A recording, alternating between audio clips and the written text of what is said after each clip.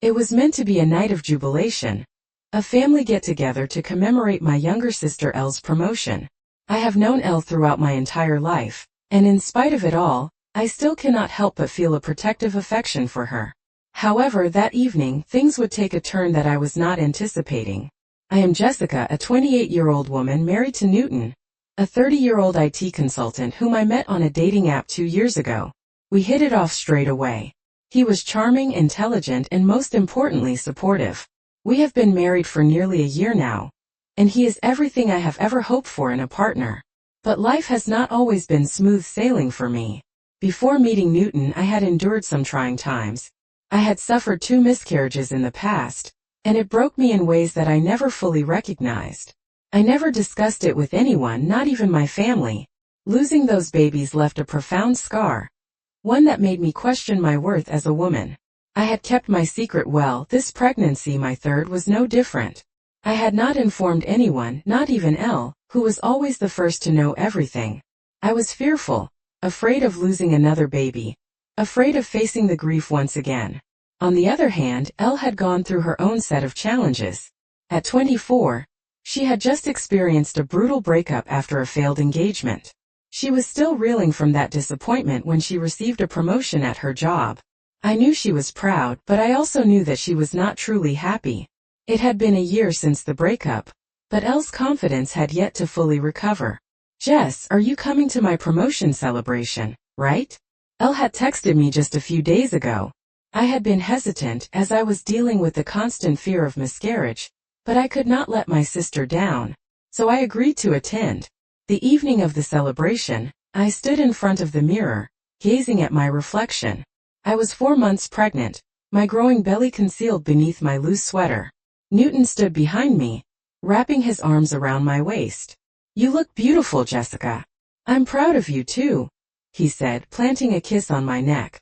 I smiled, grateful for his support, but there was still a heaviness in my chest. I had not shared the news with anyone. Not yet. I was not ready. When we reached my parents' home, the ambience appeared light and festive, yet an underlying tension lingered. I promptly noticed it. The way Elle kept peering at me, her gaze sharp as she endeavored to decipher my expression. She wasn't the sole one grappling with something. However, she had no inkling of what I was carrying. The evening unfolded as anticipated discussions about Elle's new promotion, mirth over beverages, and casual family banter. But then, during dinner, someone casually remarked about me. "So Jess, when will you have kids?" My heart skipped a beat, and I witnessed Elle's eyes flicker with a blend of curiosity and something darker. I wasn't prepared to share. Not at that moment, not yet. So I dismissed it with a forced chuckle. "I don't know, just relishing life for now," I stated, attempting to downplay it. But then the conversation veered. Someone mentioned pregnancy announcements, and Elle's face altered. She wasn't smiling entirely anymore. Her eyes narrowed as she leaned forward, her hands clutching her wine glass tightly. "What's going on, Jess?" she queried, her voice just slightly above a whisper. I froze. I knew the moment had arrived. I could sense the alteration in the air, the tension that had been accumulating in the room now palpable. I didn't desire to verbalize it. I wasn't ready. But Elle wasn't about to let me off easily. "You know, if you're pregnant, you could have informed me first," Elle said, her words emerging harshly, her eyes gleaming with something beyond just surprise, something darker. I could feel my pulse quickening as everyone turned to gaze at me, awaiting my response. "I didn't wish to make a fuss about it," I said quietly, yet my voice was quivering. Elle wasn't accepting it. "A fuss? It's my celebration, Jess. And you're here concealing something like this? You couldn't even tell me." The room fell silent, the chatter halting abruptly. I glanced at my parents. Both of them were sitting there motionless, but their gazes weren't on me. They were on Elle, my younger sister, who had once again become the center of attention.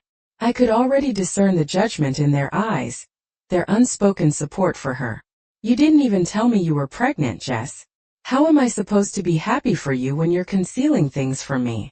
Elle's voice cracked, and I could see the anger simmering within her. "I'm sorry, Elle," I said, my voice scarcely above a whisper. I was sitting at the table, attempting to ease the tension, when suddenly with a loud scrape, she knocked her chair backward. No, you're not sorry. You're just selfish. Before I could even utter another word, Elle lunged towards me. The next thing I knew, I was in a free fall, tumbling down the stairs as she shoved me with all her might. It all happened in the blink of an eye. I didn't see it coming. Everything went black. It was as if time sped up, and one moment I was sitting there, and the next I was hurtling down the stairs. The force of her push completely caught me off guard. It wasn't like her usual outbursts of jealousy or those passive-aggressive remarks. This was an entirely different level. This was pure, unadulterated rage. I can still remember the coldness of the hardwood steps as my body collided with them. A sharp pain shot up my arm as I instinctively reached out to try and break my fall, but it was to no avail. I just kept tumbling, my head spinning, my vision blurring. It felt like an absolute nightmare. The last thing I saw before everything went black was Elle's face, her eyes wide with anger, but there seemed to be something else there too. Was it guilt? Regret? I couldn't quite tell. All I knew was that I was seriously injured. Badly. I took a moment to collect my thoughts, and as clarity returned, the immediate awareness was that my wrist was encased in a cast. Attempting to move it, the searing pain caused me to seize up. Jessica! The recognizable tone of Newton's voice pulled me from my daze. I turned my head to find him seated beside the bed. His expression a blend of worry and aggravation. His grasp on my hand was tender, as though he feared causing me further harm. You're awake, he murmured, his voice strained with emotion. Thank God. You had me worried. Attempting to dispel the fog enveloping my mind, I asked, what happened? Where am I? Newton's explanation came with a tight jaw. You took a tumble down the stairs. You suffered a broken wrist, and the medical team is keeping a close watch on both you and the baby. You're stable. For the time being. The mention of the baby brought a sense of focus. Amid the chaos, I had momentarily forgotten, but now the faint movements within my stomach reminded me that my child was very much alive and safe. I don't understand, I confessed in a quavering voice. Why would she do this, Newton? Why would Elle? Why would she push me? His response was immediate and harsh, his eyes narrowing with conviction. Because she's self-centered. It's something you've always known about her. But this transcends mere selfishness, Jess. There's more at play here than just the pregnancy. This is about the underlying tensions that have been escalating between you two. Closing my eyes to stem the tide of tears, I acknowledged the truth in his words.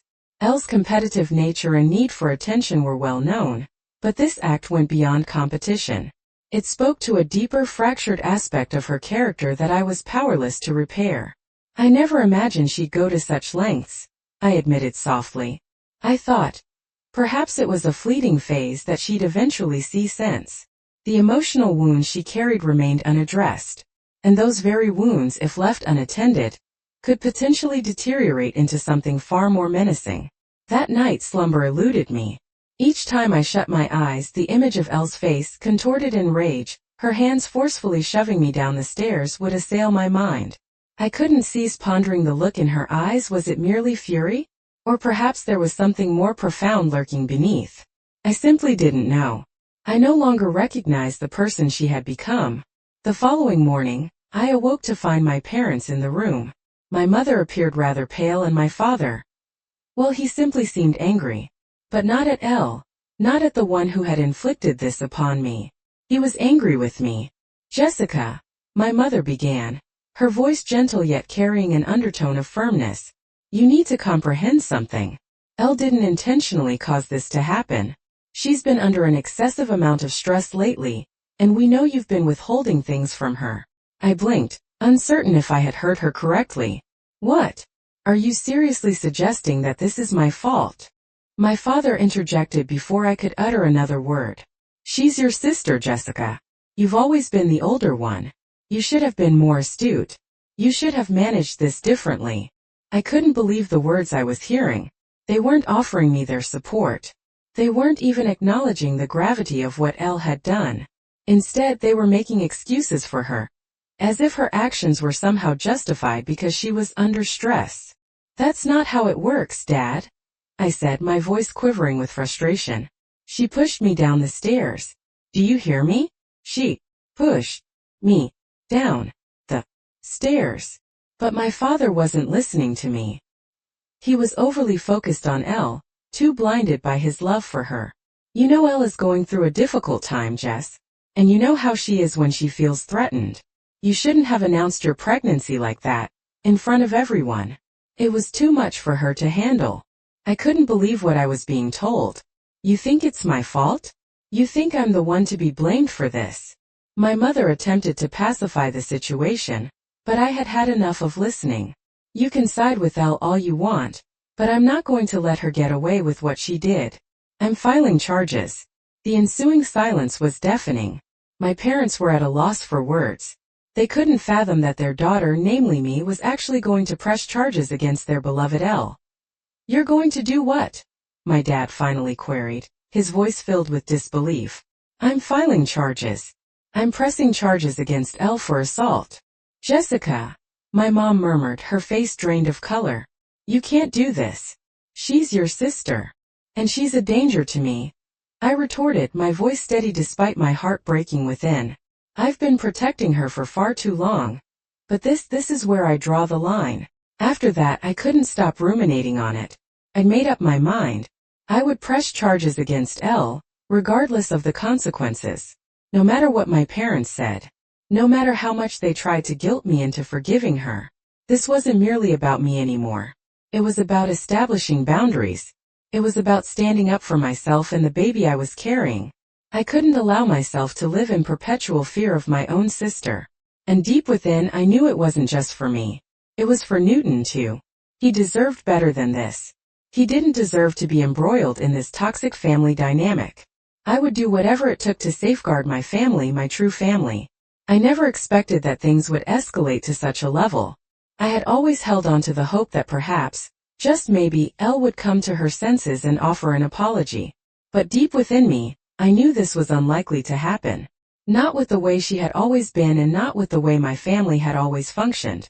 Newton and I wasted no time. He firmly insisted that we consult a lawyer. He was resolute, more so than I had ever witnessed before. The reality of the situation had truly dawned on both of us. This was not merely a family dispute gone awry. It was about assault, my safety, and my unborn child. I had to take decisive action. We sat with a lawyer who guided us through the necessary steps. A restraining order. Filing charges.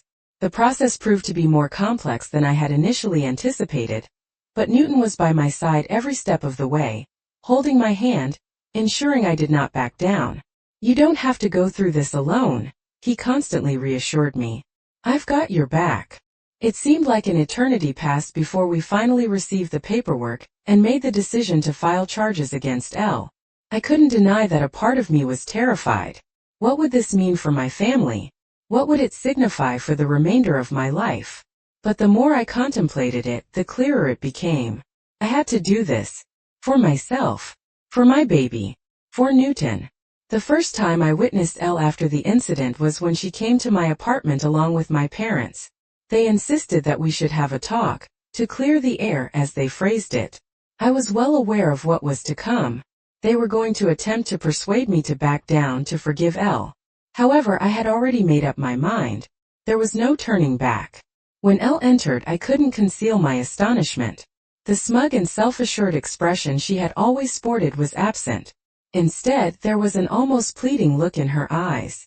She stood there for a moment, uncertain of what to say, and I could perceive the discomfort in her body language. But there was something else present as well. Anger. Defiance. It seemed as if she couldn't believe I was still holding on to this matter. Jessica, she began, but I interrupted her before she could utter another word. Don't, I said, my voice steady yet cold. You don't get to apologize.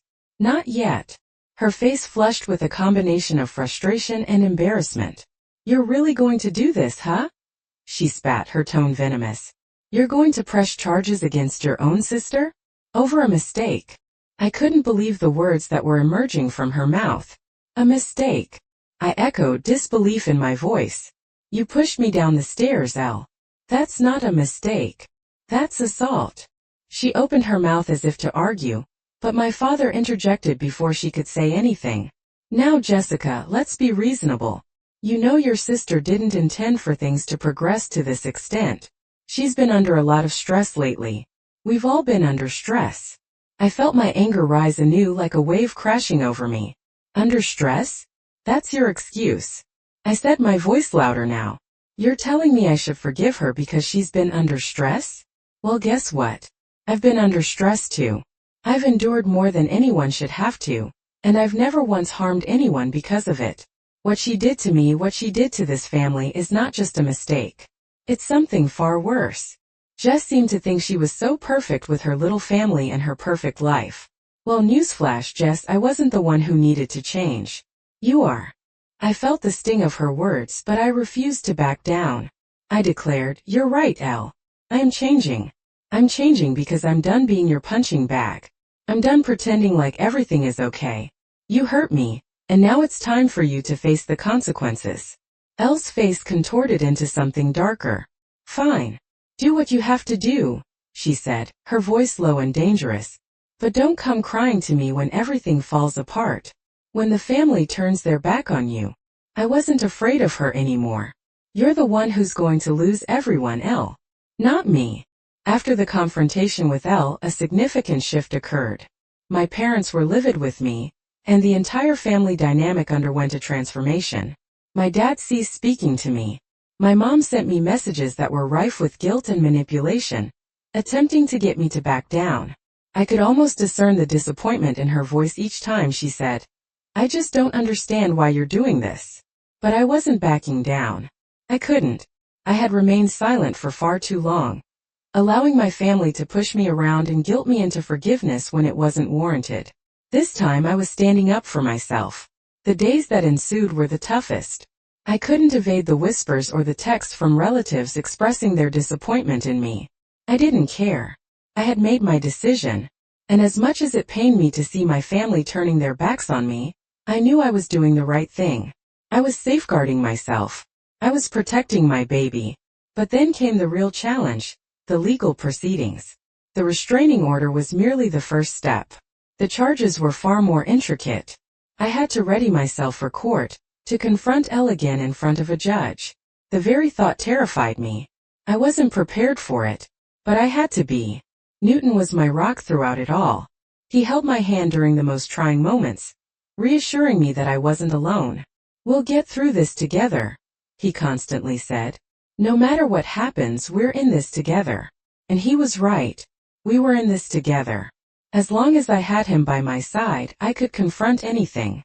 I knew without a doubt that I had made the right choice. I had drawn a clear boundary. I had reclaimed the reins of my life. No more falsehoods. No more pretenses. Even though the legal proceedings were far from concluded, and I had no idea what the future held for me and my family, I was certain of one thing. I was done with being afraid. Done with being the victim. It was time for me to regain my life. And perhaps, just perhaps, one day, Elle would come to realize that actions carry consequences. But for now, I was focused on the future I was building with Newton and the future I was safeguarding for my child. That was all that truly mattered. The weeks that followed the legal actions were among the most arduous I had ever endured.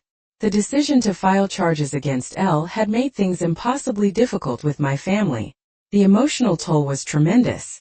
My parents were incensed, and I could see it in their gazes every time they looked at me. Disappointment, disbelief, and even rage. They were no longer masking their emotions. At the same time, I was coping with the aftermath of the assault. My wrist had healed, but the emotional scars remained, haunting me in the dead of night, reminding me of all that I had lost. I had anticipated difficulties, but nothing had prepared me for the burden of carrying the ire of an entire family on my shoulders. Newton, however, remained steadfast.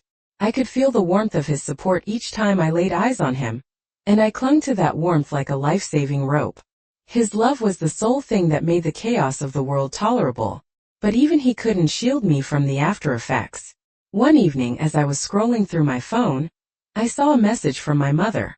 The text was brief, but the words seared into me like a scorching brand. You've really gone too far, Jessica. This isn't the person we raised. I stared at it for a while, uncertain of how to respond. What could I possibly say? She wasn't going to understand, not in a way that would make me feel hurt. So I didn't reply. Instead, I set my phone down, leaned back on the couch, and allowed the silence to envelop me. He was standing in the doorway of the living room, with concern deeply etched upon his face. I nodded in response, yet the truth was that everything felt far from being okay. The silence within our apartment, which at times had been comforting, now felt oppressively heavy. There was always this burden between us, this shadow of the family I once knew, now fractured beyond any hope of repair. They simply don't understand, do they? I said, my voice low, almost as if I were speaking more to myself than to Newton. They think I'm the one who's ruined everything. Newton traversed the room, sat beside me, and wrapped his arm around my shoulders. They don't understand, but that doesn't mean you're wrong, he stated, his voice calm yet resolute. You've been through a great deal. And what you did, filing the charges, that was essential. You did what you had to do to safeguard yourself and your baby. I desired to believe that. Truly I did. But the weight of guilt still gnawed persistently at me. I reflected upon my mother's words once again. I thought about how Elle had been a part of this family, how we used to be so close, how much we had shared before everything turned so hideously awry. How did it all go so wrong? One day, I happened to encounter Elle outside the courthouse. She was walking towards her car, her head downcast, appearing defeated. For a fleeting moment, I contemplated walking past her. I had every right to ignore her, to maintain my distance. But then she lifted her gaze and caught my eye. For a split second, her expression flickered with something. Remorse? No, that couldn't be. She had never once shown me even an ounce of sincerity since the incident occurred. She halted in her tracks. I didn't think you'd want to see me, she said, her voice low, almost apologetic, though I knew it wasn't. I just didn't think you'd actually go through with it. Why? Because you didn't think I was serious. I retorted sharply, my tone biting. You thought you could get away with harming me and nothing would happen? Elle took a step towards me, her hands clenched tightly at her sides. You have no idea what it's been like for me. She spat, her anger resurfacing. You think I'm the one at fault here? You think I'm the only one who's been through hell? I didn't ask for you to push me down the stairs to hurt me. I didn't ask for you to drag me into this fight. You made that choice, Elle. Not me. Her lips quivered as she opened her mouth, but no words emerged. She gazed at me for a long while, her eyes scanning my face as if seeking something, an apology, a crack in my resolve, some indication that I would yield. But I wouldn't. Not this time.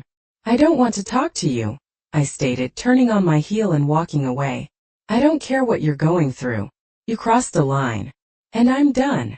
I didn't look back, yet I could sense her eyes upon me as I departed, the weight of everything between us heavier than I could bear.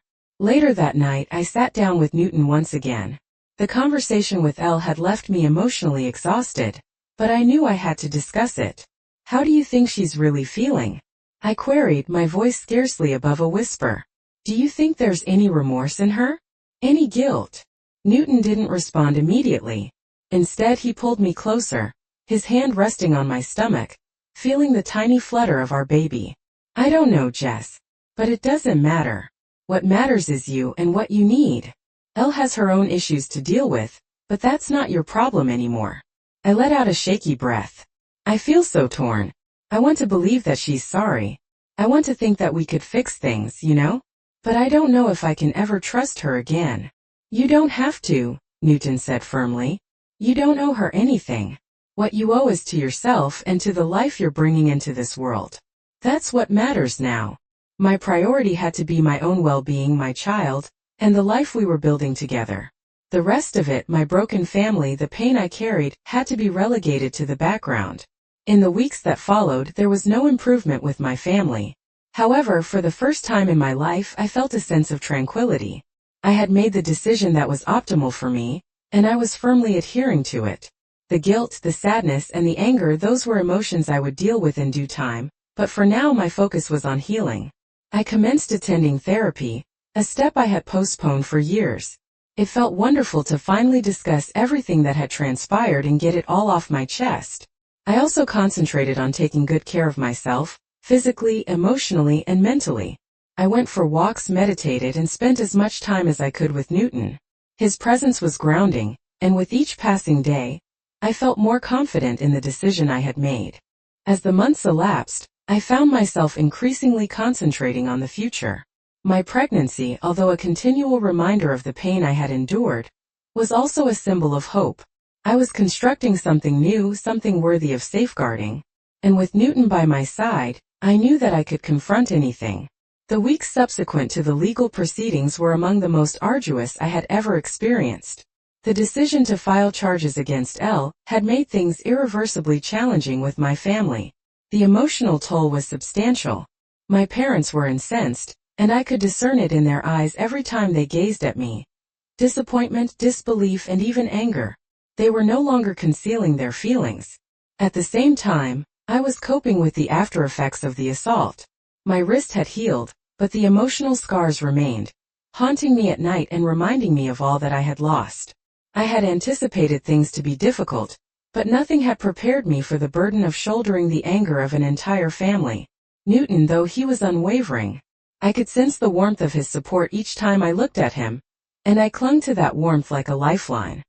His love was the only thing that made the chaos of the world seem bearable, but even he couldn't shield me from the fallout.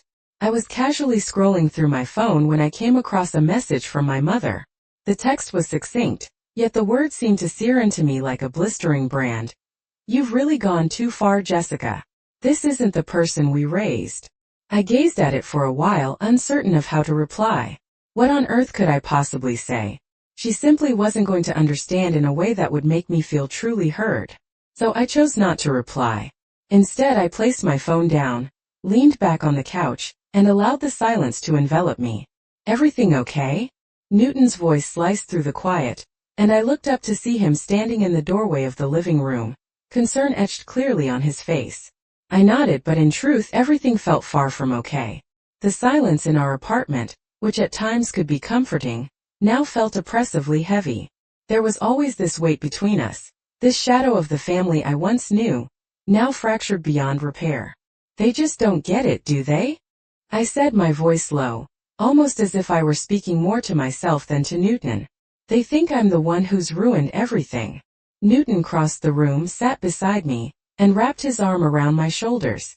"They don't understand, but that doesn't mean you're wrong," he said, his voice calm yet firm. "You've been through a great deal. And what you did, filing the charges, that was necessary. You did what you had to do to safeguard yourself and your baby." I yearned to believe that. I truly did. But the burden of guilt still gnawed at me. I reflected on my mother's words once again. I thought about how Elle had been a part of this family, how we used to be so close, how much we had shared before everything turned so hideously ugly. How did it all go so dreadfully wrong? Outside the courthouse I saw Elle. She was walking towards her car, her head lowered, looking dejected. For a brief moment, I contemplated walking right past her. I had every entitlement to disregard her and maintain my distance. But then she lifted her head and caught my gaze.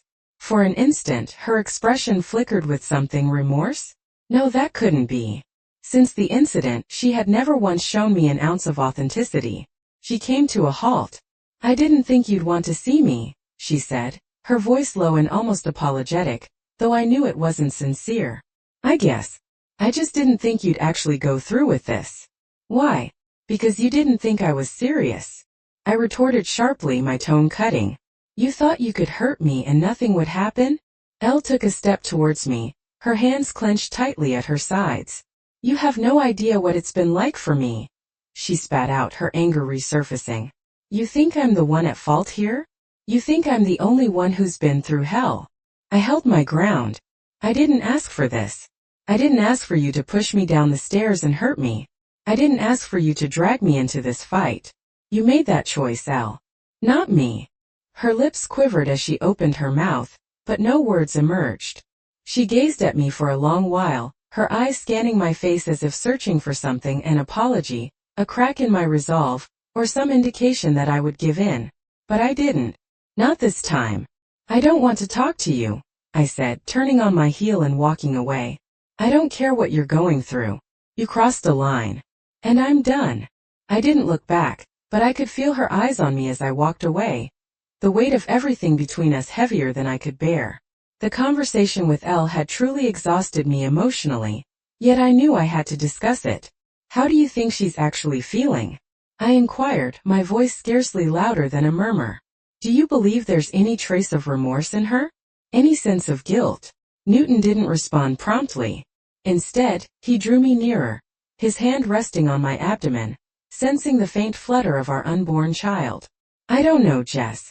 But that doesn't matter. What matters is you and what you require. Elle has her own matters to handle, but that's no longer your concern. I released a shaky breath. I feel so conflicted. I yearn to believe that she's repentant. I wish to think that we could mend things, you know? But I don't know if I can ever trust her again. You don't have to, Newton asserted firmly. You don't owe her a thing. What you owe is to yourself and to the life you're bringing into this world. That's what matters now. His words were like a soothing balm to my aching heart. He was right. My priority had to be my own well-being, my child, and the life we were constructing together. The rest of it, my fractured family, the pain I carried, had to take a back seat. In the ensuing weeks, the situation with my family didn't improve. But for the first time in my life, I experienced a sense of tranquility. I had made the decision that was best for me, and I was resolute in it. The guilt, the sadness, the anger, those were emotions I would deal with in due course, but for now I was focused on healing. I commenced attending therapy, a step I had postponed for years. It felt great to finally discuss all that had transpired, to unburden myself. I also concentrated on taking good care of myself, physically, emotionally, and mentally. I went for walks, meditated, and spent as much time as I could with Newton. His presence was grounding, and with each passing day, I felt more secure in the decision I had made. It had been months since the incident with Elle. I had initially thought that time would magically heal all the wounds. However, in truth, it didn't seem like much had actually changed. There were days when the burden of it all, family betrayal, the legal battle, and the fractured relationship with my sister, felt almost unbearable. But on other days I would wake up feeling stronger, ready to take on the world anew. It was a perplexing blend of emotions, and I simply couldn't quite determine what my future would hold. One thing was definite, though, I was no longer the same person I had been before. Newton and I had established a routine that provided a measure of comfort, yet it wasn't without its challenges. The pressure of dealing with my family's persistent anger and disappointment loomed over us like a menacing cloud. Each time I conversed with my mother or father, there was that same tone of disappointment, the inference that I was somehow the malefactor in all of this. No matter how many times I attempted to explain myself, they refused to view it from my perspective. You know, I spoke with Mom today, I said to Newton one evening as we sat on the couch, half watching a movie that neither of us was truly focused on. She's still insisting that I'm being too hard on Elle, that I should just let it go and move on. Newton's hand found mine and gave it a comforting squeeze. You've heard this before, right? You've made your decision, and that's all that matters. You don't have to let their opinions govern how you feel. I sighed, leaning back into the cushions. I know, but sometimes it's hard not to. They raised me to believe that family always comes first, and now it feels like I've lost everything. You haven't lost everything, Newton said soothingly yet firmly. You still have me. You still have our future, and you've got this little one inside you. You've built something genuine here. Don't let anyone take that away from you.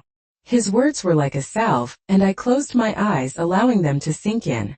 He was right, of course. I now had a family.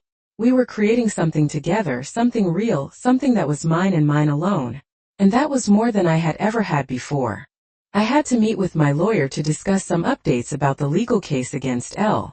This had been an arduous and protracted process, and I had been striving my utmost to put it behind me, yet the reality was far from being that simplistic.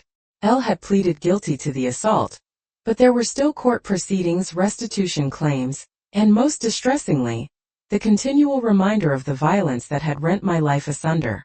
As I sat across from my lawyer, John, an overwhelming sensation washed over me. The case had been dragging on for such a long time that it almost seemed like an eternity ago. But when John started speaking about restitution, about the compensation for medical bills and emotional damages, something within me snapped. I don't desire her money, John, I interjected before he could proceed further. I don't care about the restitution. I don't want anything from her. John regarded me, clearly taken aback. Are you certain about that, Jessica? You're entitled to it, and I believe you should claim what you're owed. I shook my head firmly. It's not about the money. It's about me seizing control of my life and my choices. I'm not going to allow her or anyone else to define my worth in such a manner. John studied me for a moment and then he nodded. All right, I understand. But don't let your emotions govern your decisions. This is about holding her accountable. She's already been held accountable, I stated, my voice resolute. I don't need anything from her. I need to move forward. And I need to do it on my own terms. John didn't dispute. He simply nodded, and I could tell he respected my decision. As arduous as it had been to reach this juncture, I knew it was the correct one. I wasn't going to let my past continue to hold sway over me. It was time to reclaim my power. I gradually let go of the wrath I had clung to for such a long time. I ceased constantly checking my phone for messages from my parents or Elle. I stopped fretting about what they might think or what they could potentially say next. The truth was, nothing would ever be the same among us, and I had to accept this.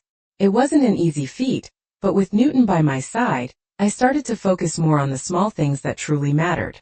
The baby was growing, and I had begun to take better care of myself. I ate more healthily, took strolls in the park, and commenced preparing the nursery. I even started picking out names, something I had been too scared to do before. Each day, I felt as if I was inching a bit closer to tranquility. However, there were occasions when the memories of that night, the rage in Elle's eyes, would rush back in a torrent. At times I would wake up in the middle of the night, my heart thumping in my chest as I relived the terror of being shoved down the stairs. I could still sense the pain, the shock, the feeling of betrayal. And no matter how much time elapsed, that sensation would never truly vanish. One evening as I sat in bed, cradling my stomach, Newton turned to me, his eyes filled with concern. Are you okay? He asked gently, sensing my unease. I nodded, forcing a smile. I'm okay. Just, sometimes I can't shake off the memories, you know? Newton drew me closer, enveloping me in his arms. I know. And that's okay. You don't have to forget it all, Jess. But you can move forward. You can be better than that, stronger than that. His words settled over me like a shielding blanket. They weren't a cure for the trauma, but they reminded me that I didn't have to bear the burden alone. I had someone who understood, someone who would stand by me no matter what. It was a year subsequent when I ultimately conversed with my parents anew. It wasn't a theatric chat. It didn't mend all, yet it was a commencement. They still failed to comprehend, and they still didn't wholly embrace my determination. But they were at least disposed to talk to me again, to recognize that I had the right to make my own selections. And that, in its own fashion, sufficed. I would never be capable of reverting to who I was prior to the incident with Elle, and perchance that was for the better. The former me had been someone who permitted herself to be governed by fear and culpability. The novel me was someone who had learned to retaliate, to safeguard myself, and to uphold what was correct. I was no longer apprehensive of what the future entailed. For the first time I felt as though I was in charge. My past was a portion of me, but it didn't define me. And with Newton by my side, I knew that I could confront whatever ensued. We were primed to progress forward together.